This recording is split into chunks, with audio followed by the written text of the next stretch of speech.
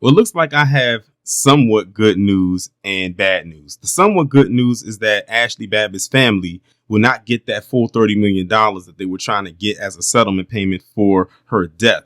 They are only going to get a measly $5 million. The bad news is the fact that they're getting any money at all because of what she did.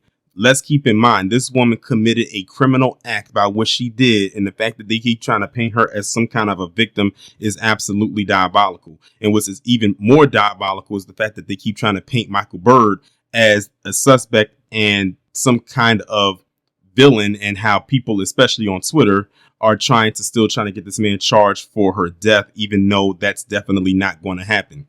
I knew that this was going to go down because if you remember or may not, they quietly did this last year as putting it out there that they were going to go for some kind of huge settlement in her death.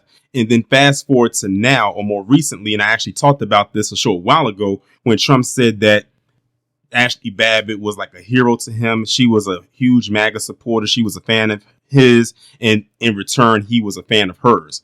Keep this in mind. This man is a fan of a person who went and basically was a part of an invasion on one of the most recognized political spots in the world, not just in the establishment that is the United States, but around the world. Everybody looks at that Capitol building and knows exactly what it is and where it is. And this settlement right here, this $5 million that her family has received, is coming out of the Trump administration. But you know what? I'm not surprised. Felon recognizes felon at the end of the day.